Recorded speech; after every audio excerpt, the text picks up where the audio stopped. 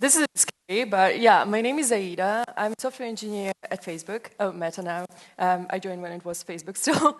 Yeah, and I'm going to talk today about the asynchronous Rust C++ interop. So thank you for coming today, this early in the morning. I appreciate it a lot. And just a quick intro into the inspiration for this topic. My journey with Rust started like 4 years ago when I worked in source control team and started working on the source control server. That was one of the first projects within Meta written on Rust, and one, I guess, the main successful one in my opinion. But yeah, so throughout my journey in the Rust and source control,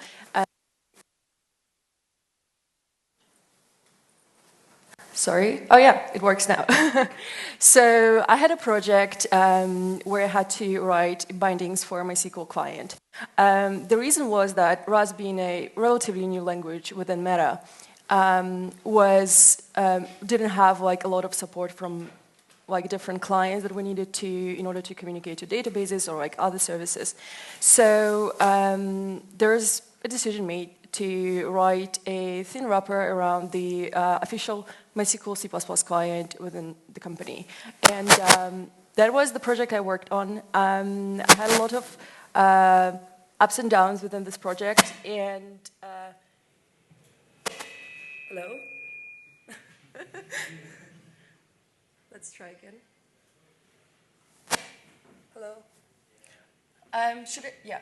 So, yeah, and spending several hours, not several hours, I guess several days and many hours of debugging different issues, that's what inspired me to talk about asynchronous interop within C++ and Rust. So, going to the agenda for today's topic. So we're going to briefly talk about general C++ Rust interoperability and the ways you can do that. Then we're going to look at some examples of Rust bindings for C++ using CXX tool library. Then we're going to talk about the problems within the synchronous programming between Rust and C++. Hello?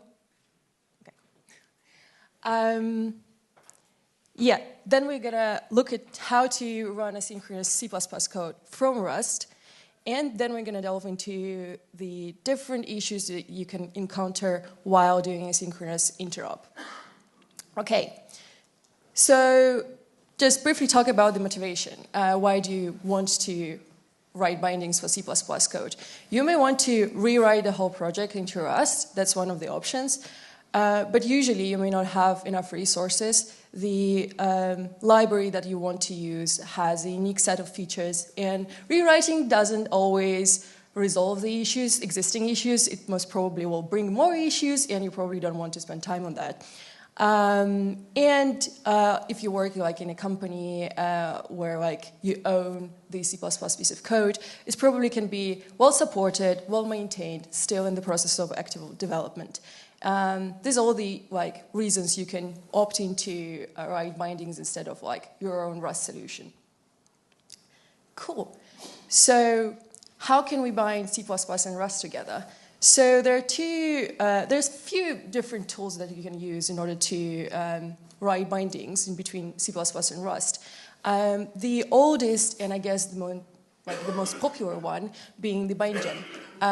This is in a way, very low-level tool, but also a bit of a high level, because on the one hand, it basically generates a lot of unsafe extern code for Rust, but like it's kind of high level because it can basically go through the whole libraries of code, like different like chunks of header files, and operate at the best effort, basically trying to create as many bindings as it can, generate as much code as it can, not to fall if something goes wrong. Now the CXX tool is a new one, kind of new. I mean, it's several years old now, but still newish. The approach of CXX is to create fast and safe bindings in between C++ and Rust. It kind of works both ways. And it tries to support more of like seamless translation between more complex data structures like vectors, strings, or smart pointers, which is very, very important. Yeah. Now let's look into how both of these tools work. In general, not like diving too much into details. Also, just to let you know, there are other tools that you can use, like for example, CPP. I have not tried that much of like using that tool, but and it's going to be outside of the scope for this topic. But I'm pretty sure it's going to be like the issue is going to be pretty much the same everywhere. Cool. So bindgen. So the idea for bindgen, again, is to feed it a bunch of header files, configure the ones that you want to use, or like feed it a whole library, configure the header files from this library you want to use, and yeah, and run the compilation, generate Rust external C code, and use it from Rust. Nice and simple, but not so much. So bindgen, and not only bindgen, and pretty much all the tools that try to create bindings, they cannot be too smart because the C++ code is very complex. There can be lots of like inheritance things, like lots of templates. Well, the code is quite complex, and the tool tries to understand it as best as it can, but it cannot really understand everything. So there's some limitation that you could like that the bindgen cannot go through, and not only bindgen but other tools as well. So in order to kind of like bypass these issues, usually you create a simplified API for on top of the library you want to expose. It could be like, I don't know, hiding all the different templating and stuff like that, trying to wrap it in like more of a simplified C-like structures and functions, and then try to expose those ones into Rust. Then you try to configure bindgen because you have to provide the allow list of files you want to generate, because if you're gonna just, hey, this is the library, just go through it, it may generate different weird things, and you may not like it. So you have to disable some parts of that to not cause any errors, and like import basically the stuff that you need. And it, as I said before, it's going to generate the kind of low-level, unsafe Rust external C code that you can use from the Rust code. Now, the CXX is a bit different approach. So the idea of CXX, in a way, is kind of more low-level than bindgen because it doesn't operate kind of like on the huge chunks of C++ code. You have to kind of manually set up the bridge, the API between two languages, and generate the bindings from there. So this kind of like setup called bridge, and it allows you like a two-way road in between two languages. It allows you to define shared types that are going to be natively translated both to C++ and to Rust. It allows you to specify types you want to expose, functions, and methods. It also are quite limited in a understanding of templates and stuff, and you can also opt into writing your simplified version of the library you want to expose. But in general, the idea of the CXX library is to provide you more controlled environment and like a safe environment. Like for example, the function, like the bridge that you're writing, it's basically blocks of external code, external C and external Rust code that contain not unsafe code, but actually safe. So it tries to employ static code analysis to check that the signatures of the functions are pretty much correct. And yeah, and the rest on you. So it makes basically your Rust code to be more convenient, less unsafe code. And it also, great, like the best feature, I guess, provides a smart pointers and like slightly more complex data structures. You don't want to mess up with row pointers.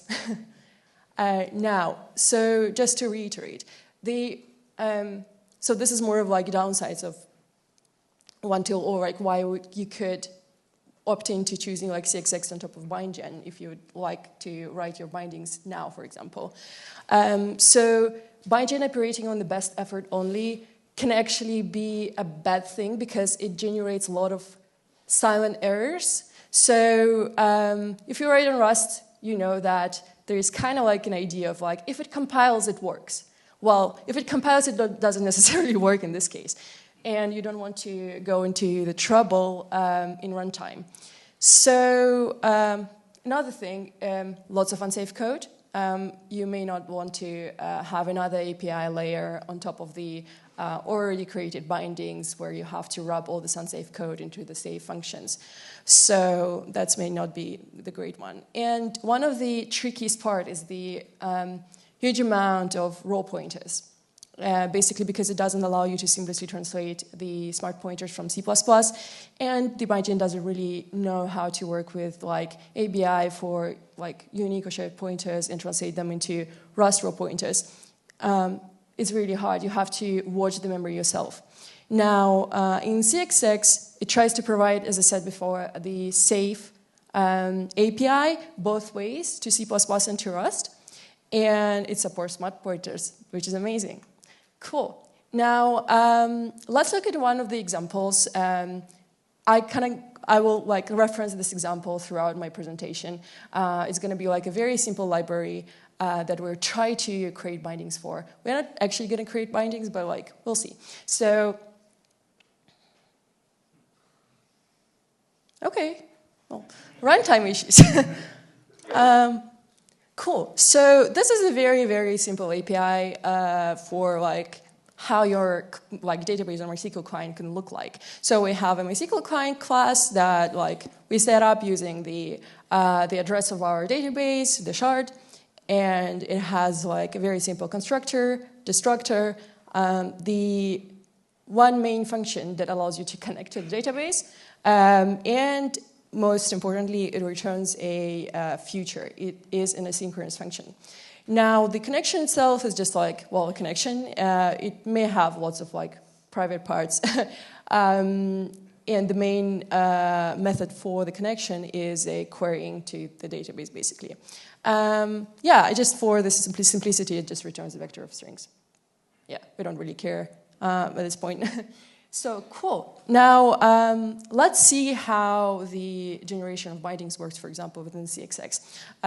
It's just to give you an idea how it looks like and why it can be like a nice way to work with the bindings. As I told you before, there is a way to provide, like, for example, the shared structures or shared code in between C++ and Rust. And CXX provides you like a two-way bridge in between languages. This is like the example why it's a two-way bridge. So here we see like a part of the code that is CXX bridge. This is a Rust code, as you can see. And within the code, you can basically declare all the types you want to use within both languages. So here we just have like a very simple struct called studs. It has like one string field and one like all integer field. Now, what we can see from Rust side is just like a simple, well, Rust structure. It's still like, it was defined in a Rust code. It is a Rust code. So it's just like normal usage for Rust, right? Now, how it's going to look like for C++, which is more interesting because we're writing bridge in Rust. So the CXX is going to generate you a header file for the C++ code. Here you can see the stat structs in C++, and it has a Rust string and also integer, like for another field, for the count field. That's basically the way it represents for like C++ code. Then the actual C++ code that you may write, you can just use it as a normal C++ structure, nothing complicated. It's a native code, safe to use. Cool. Now, what if we want to come back to our example with MySQL client library and expose not like a shared structures, which are quite simple, but more complex ways with different fields, methods. So basically Rust may not know the size of the structures, the way it organized in memory, stuff like that. So as we can see, for the bridge, we can define a extern C block of code declaring the type that we want to expose basically says the CXX and the compiler that, hey, this is the, the structure, the type that we want to see in Rust. It's an opaque type, meaning that Rust doesn't know the insides of it, it doesn't know the size, it doesn't know how it's structured. It's just like a blob of data, nothing else, just a blob. As you can see, you can also expose the functions and the methods. So you can expose the method, the connect we talked about. Currently, for simplicity, it's just like a synchronous connect code. And it takes self. The methods within the extern C code, they start with the self and as an argument, and they attribute to the type exposed within this code. So yeah, and for the constructor, because it's not that obvious to run the constructor, like to translate constructors, we kind of have a very thin layer of a API on top that's just do new MySQL client, it calls the constructor for the MySQL client and returns back to Rust. As you can see, we use these shared pointers and unique pointers here. This is the types that provide CXX as a seamless translation between C++, smart pointers, and Rust. And on the left, you can see the Rust code, where you can see that we just have a very thin wrapper around the MySQL client, and we just can create the normal Rust constructor, no unsafe code, very nice and smooth. We just call the FFI function, and that's it. Cool. Okay. Now, what is going to happen if we try to do asynchronous code? So we have this function connect. It takes client, it takes some options for the connecting, but it is future. By the way, I'm using the Folly here for an example for C++ code. You can use whatever library you want for asynchronous code. It doesn't really matter, but here we go. And yeah, so why is it complicated that asynchronous code is not the same as synchronous one? Well, the reason is because the function call, asynchronous function call is not the same as normal function call. Function call will return you a value. Asynchronous function call is not a value. It's a promise of a value. This is a container where the value will appear at some point of time, but you don't know when. And given the Folly executor, so basically calling the function will schedule a task that will be executed at some point of time, but you don't know when. It starts executing at the time of the calling of the function, but you don't know when it's going to finish. It may go to the server, it may be milliseconds, seconds. You don't really know. And as soon as the result is ready, the promised value actually fulfilled, and now you have the value itself. So in contrast to C++ asynchronous code, the Rust code works a bit differently. So here I'm using also Tokyo as a library for asynchronous programming. Again, you can use whatever library you want to. Doesn't really matter. But here we go. So Rust features, in a way, similar, but there is an interesting difference. So basically, whenever you call a function, it doesn't really promise you anything just yet. So basically, calling a function doesn't start the execution. It doesn't schedule a task because, well, it's just you just created a future object. It's like nothing else. Unless you actually poll the future, poll this object, it's not going to execute anything. So that's one difference. And you can see, so at the point where you await on the future, this is when it actually starts polling and checking whether the value is ready or not, and will await until it's ready. So you can see that for the C++ timeline, the starting of the execution is the same as the function call. For the Rust, the start of the execution is when the await happens. You don't necessarily need to await. You can pin the future, poll it once, and see how it goes. Yeah, but just in general to keep in mind, it doesn't really schedule anything. So how do we bind two executors together? So from C++, from Rust point of view, we just want to call a function and get the result back. Yeah, we do want it to be asynchronous. We may have a very read-heavy or IO-heavy service. We do need to have a asynchronous ability to run code. So how does the Rust executor, Rust runtime, understand when the C++ runtime is ready to return the value? This is a good kind of question. So let's start just from the very beginning. How would you just schedule the future? Let's just like start the execution. So using any tool you want, like BindGen or CXX, you can generate the bindings. You can expose the function you want to use, right? The thing is, we cannot just run a synchronous call. Like it's not, like Rust doesn't understand the asynchronous like function. You can expose all the like futures and stuff like that, but it may be like too tedious to do. So let's just like say that because the futures start executing at the time of the call, we can just do a synchronous call to the C++ and start the execution. So basically on the Rust side, we have a normal FFI call that is synchronous. Oh, nice. This FFI call contains within itself the call to a synchronous function to C++. And as I said before, it starts the execution. And it returns the handle back to to the Rust side. So now we have a future that runs on C++ executor, and it will like complete in some amount of time. Again, a known amount of time. So how do you get the result back? That's quite a question, because on the Rust side, again, we want to make it native and safe and asynchronous. Cool. One way is to just expose everything. So we have a future that returned back to Rust. We can pull on future, nag it every now and then. Hey, are you ready now? Nope. We'll wait another second. Are you ready now? Nope. Let's wait again. And we have this very interesting loop, very boring, honestly. And as you can see on the right side, basically the future is the container that as soon as it gets fulfilled, we basically get the value back because it's ready now, right? Is it really asynchronous? I doubt it. It's not really asynchronous. We have to just like constantly go through it. Well, I mean, we may sleep asynchronously, but like, it's not really nice and it's not sound.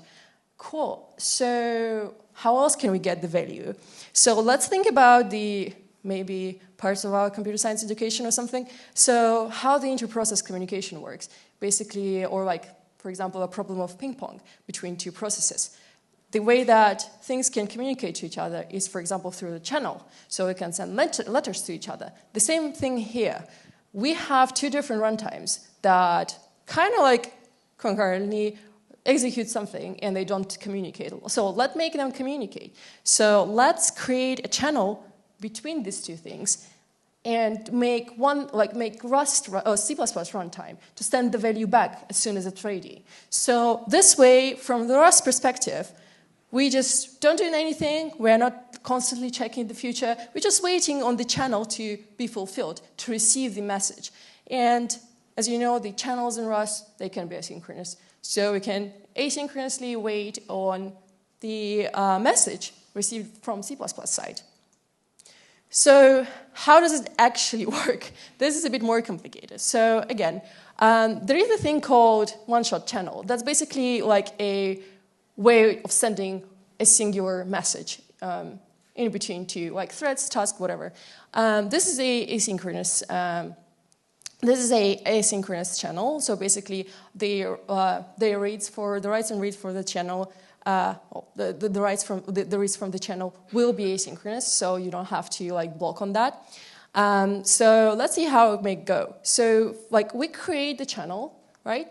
We do call the function that schedules a task within C++ code and start the execution. Cool.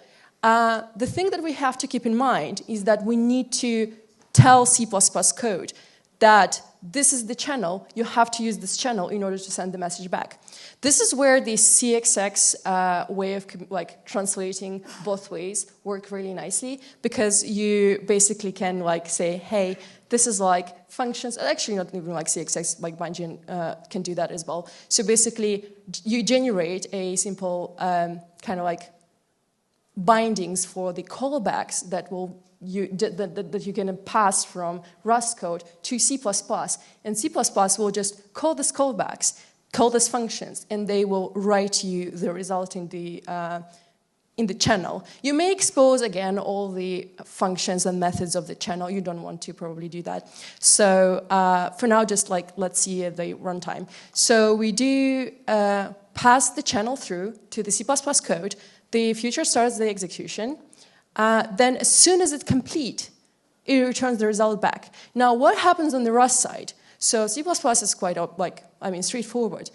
But on the Rust side, basically, the first call to the future is a synchronous call. So Rust doesn't really know about anything async happening at this time, right? Now, at the point when we do await on the channel, that's when the asynchronous part starts.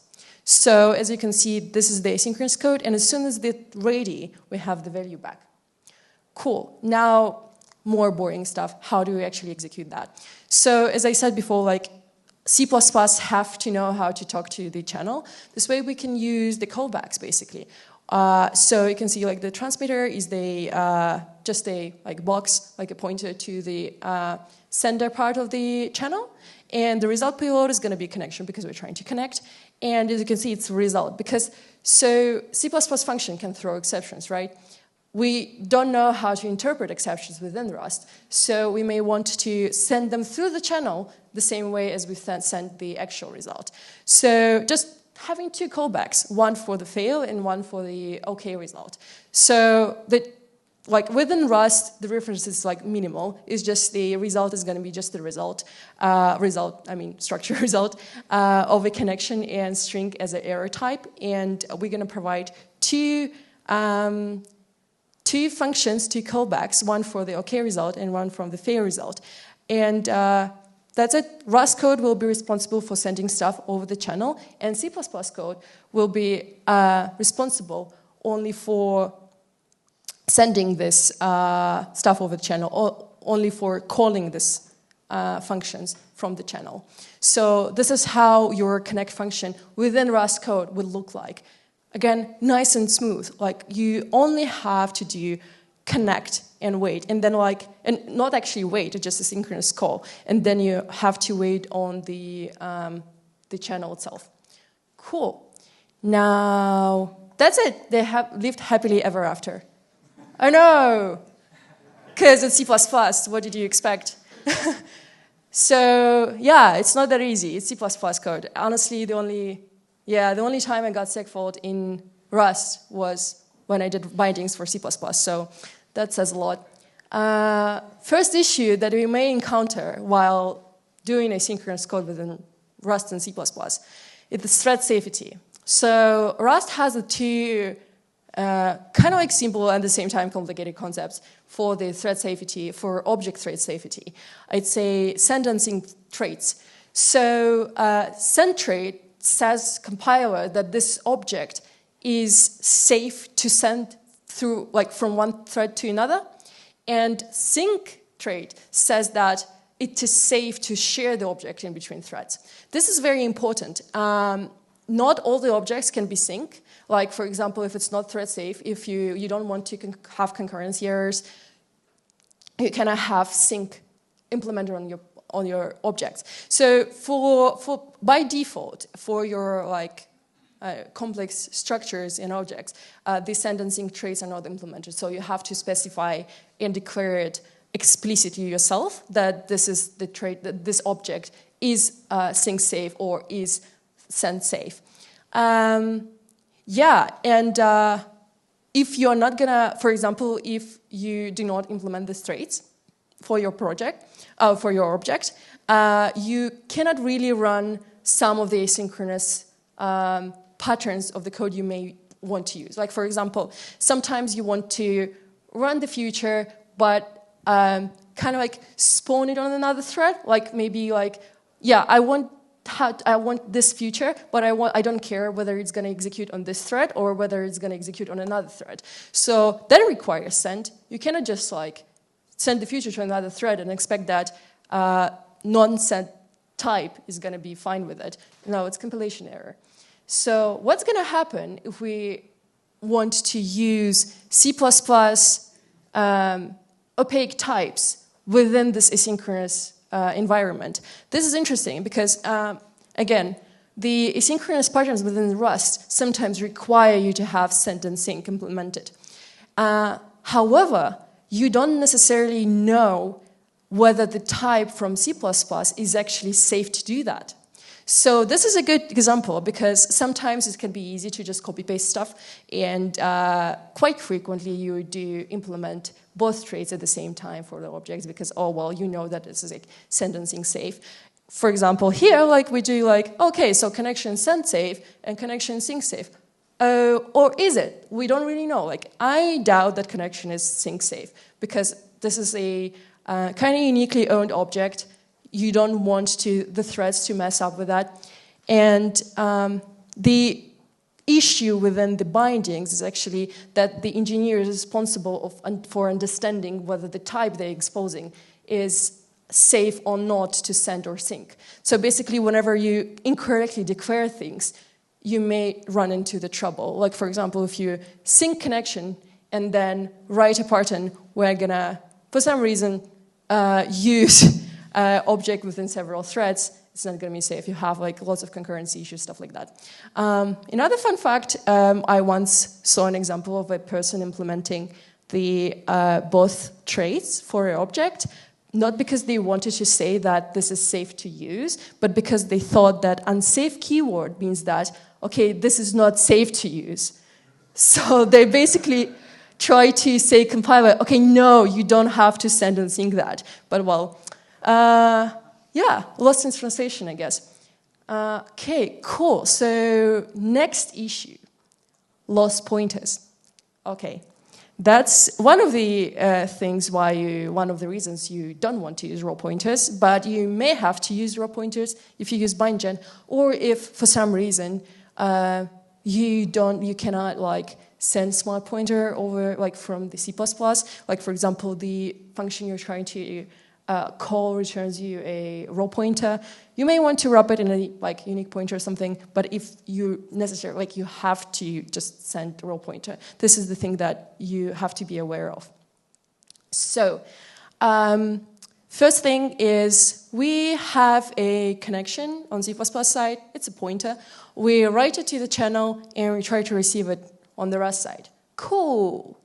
What if for some reason the channel the receiver part of the channel drops out? What if, like, Rust, okay, I don't need this connection anymore. What happens next? Well, nothing good. The connection is actually leaked. You don't know where the connection went to. So usually when the receiver drops, the receiver drops, the stuff within the channel is going to be deconstructed, so it's going to be destroyed. However, Rust doesn't know anything about the connection. From the Rust perspective, connection is the opaque type. We don't know the size, we don't know anything, it's just a pointer to some part of the memory. Well, pointer is just like, well, integer. So yeah, it's going to be destroyed, but the memory itself is not going to be destroyed. It's still going to be occupied. So it's like, first of all, it's memory leak, which is not great. So second of all, you can have deadlocks. So let's see this particular example that I actually ran into, not in this particular setting, but it was pretty similar. So what if we have connection pool? For MySQL, connection pool is basically a way to have multiple connections to the database at the same time and reuse this connection. They have usually expiration time, so basically you create connection, it leaves for like 5-10 seconds, whatever you set up it to leave for, and it's gonna destroy it, and then you get another connection. So basically the way to save up on the round trips to the database to connect every time. So cool, we have connection pool set only for 2 connections. Now, what if we try to connect twice and then the third time? So basically timeout 5 will mean like that we're gonna like set up 5 milliseconds timeout for the connection asynchronous function to implement.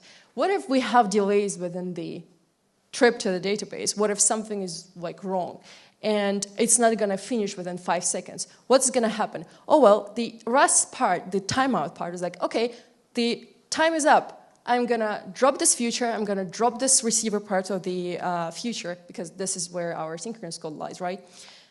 And I'm going to forget about that. The same happens for connection B, or for the second connection. We call the connect again, we wait 5 milliseconds, it doesn't return back, we interrupt the future, we drop the channel and everything within it. Cool. So what's going to happen next? So both pointers are going to be leaked. And when we do the connection, it's going to stuck. Why? Because the connection pool is busy. Because none of the connections were destroyed. They leaked, and they're not actually freed. So the connection pool thinks that both connections are in use.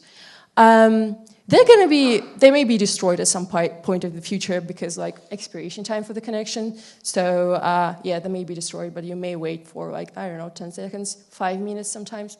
You don't want to do that, right? So how can you avoid that? So there are two things, like within CXX, you can use smart pointers. You basically can wrap it up in a unique pointer and send it back to the Rust. That will ensure you the safety of deconstructing things. So unique pointer has a deconstructor in it, so it's going to be a seamless translation. When the channel is going to drop, unique pointer is going to be destroyed, and the connection memory is going to be freed.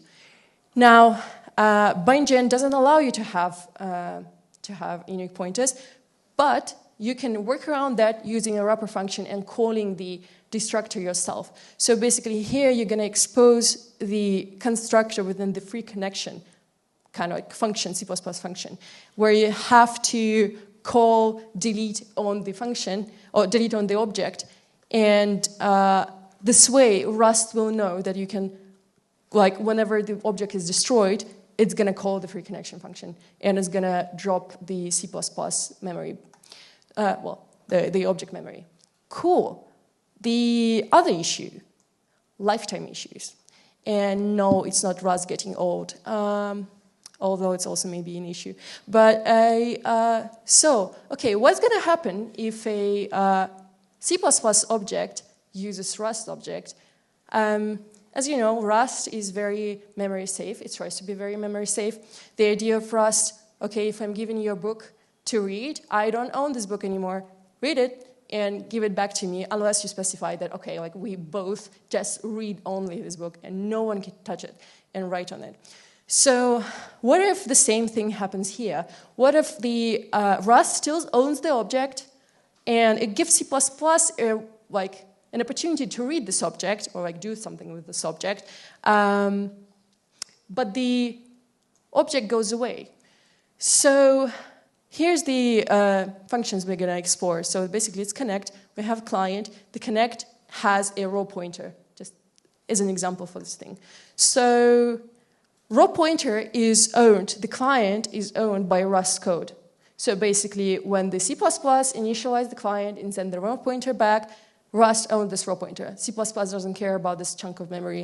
It doesn't care. Now, we do all of our stuff. Again, we like try to connect to database and return the result back. Cool. What if the Rust runtime shuts down?